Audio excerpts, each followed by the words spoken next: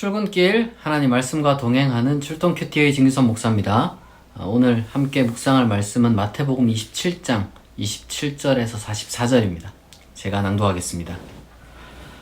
이에 총독의 군병들이 예수를 데리고 관정 안으로 들어가서 온 군대를 그에게로 모으고 그의 옷을 벗기고 홍포를 입히며 가시관을 엮어 그 머리에 씌우고 갈대를 그 오른손에 들리고 그 앞에서 무릎을 꿇고 희롱하여 이르되 유태인의 왕이여 평안할지어다 하며 그에게 침뱉고 갈대를 빼앗아 그의 머리를 치더라. 희롱을 다 한 후 홍포를 벗기고 도로 그의 옷을 입혀 십자가에 못 박으려고 끌고 나가니라. 나가다가 시몬이라는 구레네 사람을 만나매 그에게 예수의 십자가를 억지로 지워 가게 하였더라. 골고다 즉 해골의 곳이라는 곳에 이르러 쓸개탄 포도주를 예수께 주어 마시게 하려 하였더니 예수께서 맛보시고 마시고자 하지 아니하시더라. 그들이 예수를 십자가에 못 박은 후에 그 옷을 제비 뽑아 나누고 거기 앉아 지키더라. 그 위에 이는 유대인의 왕 예수라 쓴 죄패를 붙였더라. 이때 예수와 함께 강도 둘이 십자가에 못 박히니 하나는 우편에 하나는 좌편에 있더라. 지나가는 자들은 자기 머리를 흔들며 예수를 모욕하려 이르되 성전을 헐고 사흘에 짓는 자여 내가 만일 하나님의 아들이어든 자기를 구원하고 십자가에서 내려오라 하며 그와 같이 대제사장들도 서기관들과 장로들과 함께 희롱하여 이르되 그가 남은 구원하였으되 자기는 구원할 수 없도다. 그가 이스라엘의 왕이로다. 지금 십자가에서 내려올지어다. 그리하면 우리가 믿겠노라. 그가 하나님을 신뢰하니 하나님이 원하시면 이제 그를 구원하실지라. 그의 말이 나는 하나님의 아들이라 하였도다 하며 함께 십자가에 못 박힌 강도들도 이와 같이 욕하더라. 아멘.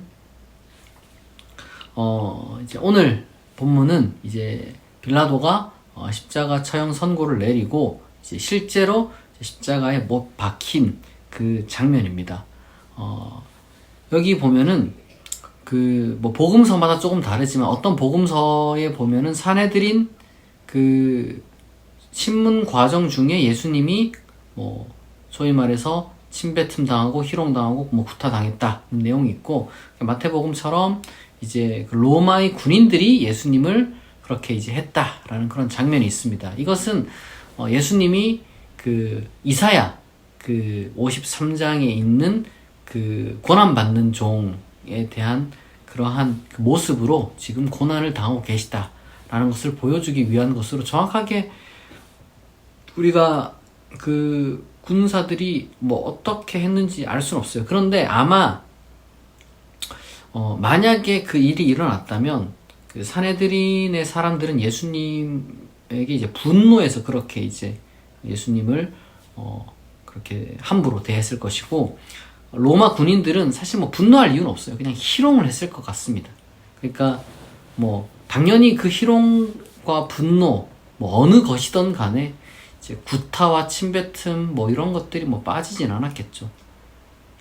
제가 봤을 때 이제 희롱은 확실히 이제 군인들이 이제 했을 겁니다. 빌라도는 뭐 그런 거에 대해서 별로 막 신경 쓰지 않았을 거예요. 그러다가 이제 예수님이 이제 십자가를 끌고 골고다로 갑니다. 이제 어떤 그 산맥이라고 할까 언덕이라고 해야 될까 그 생긴 모양이 약간 좀 뭐 이렇게 해골처럼 생겼는지 그런 어떤 그 해골 이라고 불리우는 그런 곳으로 가서 이제 십자가에 못 박습니다. 예루살렘 성전 밖에 있는 어딘가겠죠. 아무래도 이제 그 거룩한 그 성전 안에서는 그런 일들이 일어나면 안 되니까 그런 저주받고 그 시체가 되고 뭐 그런 일이 일어나면 안 되니까 이제 조금 뭐 그렇게 멀진 않은 분명히 예루살렘 성전에서는 이제 뭐 가까운 왜냐하면 너무 멀리 가면 그게 이제 처형하고 나서 이제 다시 되돌아오는 것도 힘드니까 멀지 않은 곳에 그렇게 이제 십자가 처형 장소가 이제 있었을 겁니다. 거기에서 이제 예수님이 이제 십자가를 끌고 가는데 그 십자가 모양이 정확하게 우리가 어떻게 된 건지 잘 모릅니다. 뭐 이게 T자인지 아니면 진짜 십자형인지 정확하게 알 수는 없는데 적어도 아마 이제 이 가로로 된 그러니까 이미 세로로 된 건 세워져 있을 것이고 아니면 거기 눕혀져 있거나 어쨌든 있을 것이고 이제 이 가로로 된 걸 예수님이 직접 끌고 가게 했을 겁니다. 여기 성경에는 예수님의 이제 옷을 입혔고 그 다음에 나중에 예수님의 옷을 뭐 나누어 가졌다 뭐 그런 거 있지만 그거는 이제 구약 성경의 어떤 그 예언을 응하게 하려는 그 장면이었을 것이고 실제로는 나체로 그 십자가를 끌고 갔을 겁니다. 그리고 이제 구레네 사람 시몬이라는 사람이 예수님의 십자가를 대신 끌고 갔다고 하는데 제 생각에는 이게 그럴 확률이 대단히 낮아요. 그렇게 이제 괜히 그것도 심지어 이제 유대인도 아닌 구레네 사람 이제 그런 어떤 사람을 시켜가지고 그렇게 이제 억지로 무언가를 십자가를 지게 하는 일 자체가 이제 거의 뭐 없는 일이고 다만 이제 마가복음 버전에 보면은 이 구레네 사람 그 다음에 알렉산더와 루퍼의 아버지라고 나와 있거든요. 그러니까 이 하나의 상징으로서 이런 이야기들을 이제 집어넣었을 겁니다. 예수님은 혼자 나체로 십자가를 이제 끌고 갔을 거예요. 그리고 십자가에 어쨌든 못 박혔습니다. 예수님은 이제 십자가에 못 박혔고 유대인의 왕이라는 죄목으로 그렇게 정치 사범으로 예수님이 못을 박혔어요. 그런데 십자가에 못 박히고 나서 사람들이 주변에서 막 조롱을 하는데 이 조롱의 내용은 또 이제 종교적인 거죠. 하나님의 아들이냐, 뭐 네가 무슨 저기 우리를 다른 사람을 뭐 구원하겠느냐. 그러니까 계속해서 네가 하나님의 아들이냐, 네가 하나님의 아들이냐 이런 얘기가 나오는데 사실 이 장면이 굉장히 뭐랄까 네가 만일 하나님의 아들이어든 이 표현이 막 나와요.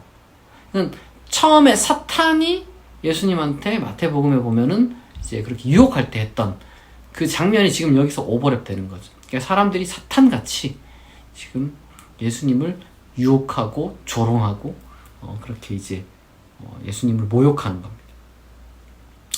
뭐 결국에는 예수님은 어쨌든 이렇게 이제 십자가에 못 박혔는데 이게 참 뭐랄까 이 십자가 처형 이 과정 중에서 우리가 뭘 느껴야 될지 사실 제가 잘 모르겠습니다. 정말 이게 그냥 인간의 악의가 너무 강렬하게 느껴지고 도대체 이렇게 고통스럽게 한 사람이 무고하게 죽어가고 있는데 하나님은 뭐하고 계신가? 그러니까 이 사람들의 조롱처럼 진짜 하나님은 뭐하고 계신가? 이런 생각이 참 든단 말이에요. 그런데 우리는 그걸 기억해야 됩니다. 지금 이 순간 예수님이 하나님을 원망하지도 않고 그리고 이 순간 지금 하나님이 눈을 감고 계시다는 내용도 전혀 없습니다. 예수님이 유혹당할 때도 하나님이 직접 뭐 그 곁에서 음성을 내시거나 아니면 사탄을 물리치지 않으시고 끝까지 그 시험을 이기실 때까지 개입을 하지 않으셨단 말이에요. 그 이후에야 하나님이 천사를 보내서 수종 들게 했다 이런 표현이 있는데 그런 것도 마찬가지입니다. 이 고난의 순간, 이 고통의 순간은 이상하리만큼 그냥 고통만 있어요. 이게 십자가의 그 현실입니다. 십자가, 고통이라는 거 그냥 이때는 오로지 고통만 있어요. 뭐 은혜도 안 보이고 감사도 안 보이고 심지어 이럴 때는 아무것도 없어요. 조롱만 있고 왜 이렇게까지 엎친 데 덮친 격으로 이게 뭔가 하나 고난이 시작되면 왜 이렇게까지 휘몰아치는지 정말 너무 설명할 수 없는 고통이라는 건 사실 설명할 수가 있는 게 아니잖아요.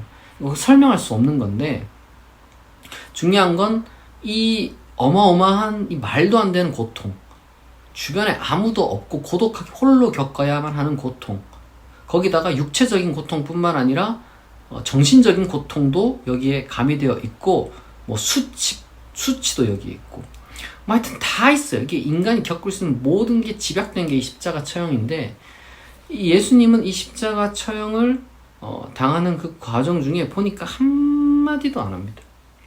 한 말씀도 안 하셨어요. 여기 나중에 이제 성경 신약에 보면 이제 베드로전서 가다 보면은 예수님이 이 고난 당하는 중에 순결한 어린 양처럼 그 입에 괴사도 없으시고 그냥 침묵으로 참으셨다.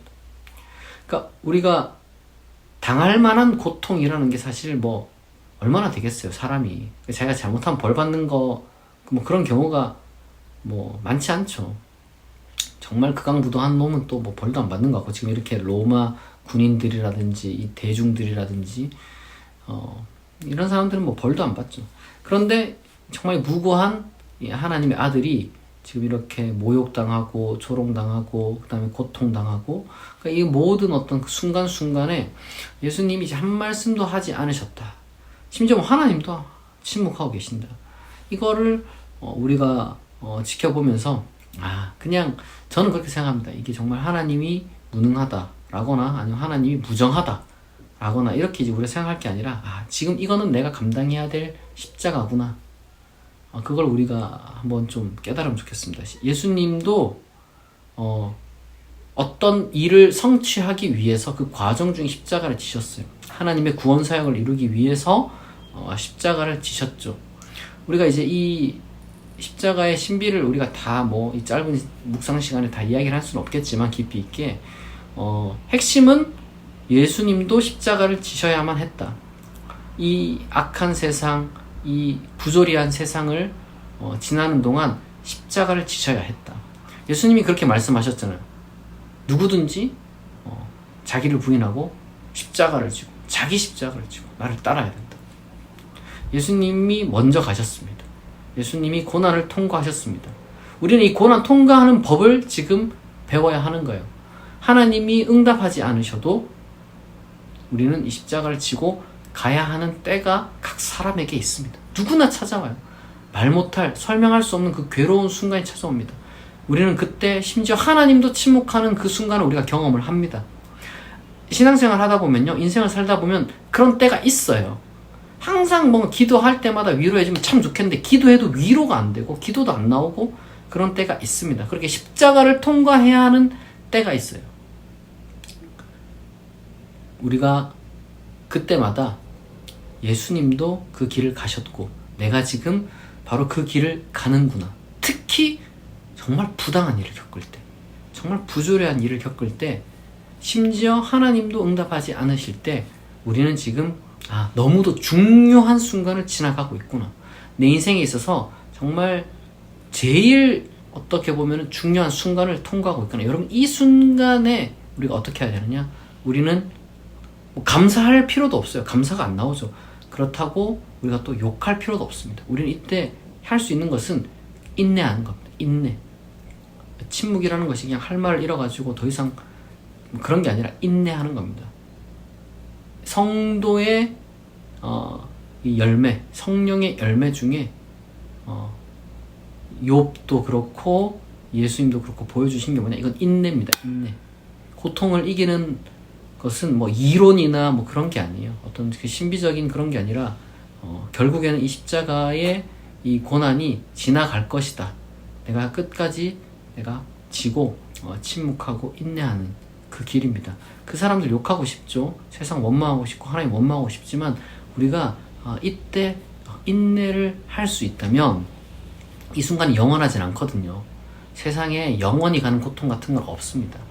우리가 심지어 마음도 그래요. 어떤 결코 우리가 극복할 수 없는 어떤 한계라는 게 있잖아요. 뭐 신체적인 문제든 뭐 아니면은 외적인 또 다른 어떤 상황적인 문제든 영원히 극복할 수 없는 게 있죠. 예를 들면은 무슨 조선시대에 사는 사람들이 현대의학의 혜택을 누리지 못한 그런 한계를 영원히 갖고 사는 것처럼 갇혀있는 한계가 있습니다. 그러나 우리가 십자가의 고통과 같은 것은 시간이 지나면은 극복될 수 있는 겁니다. 우리가 그것을 기대하고 기억하고 예수님의 인내를 본받아서 이 십자가를 묵상하면서 나도 이러한 십자가 고통을 겪는 동안 겪고 있을 수도 있고 겪고 있다면 우리가 정말 이 말씀을 생각하면서 인내할 수 있기를 바랍니다. 기도하겠습니다. 하나님, 우리가 십자가 처형 그 과정에 있는 예수 그리스도를 보았습니다. 그 과정 중에 하나님의 의를 이루기 위해 하나님의 사랑을, 구원을 완성하기 위해 침묵하고 인내하는 예수를 봅니다. 우리가 그 예수의 십자가를 본받게 하여 주옵소서. 예수님의 이름으로 기도합니다. 아멘. 여러분, 이제 고난주간을 지나고 있는데요. 여러분, 고난주간 예수님을 생각하고 그리고 동시에 하나님이 주시는 힘으로 또 힘내서 여러분들의 일상을 잘 살아가기를 바랍니다. 오늘 출동 큐티 여기서 마치겠습니다. 내일 아침 6시에 다시 만나겠습니다.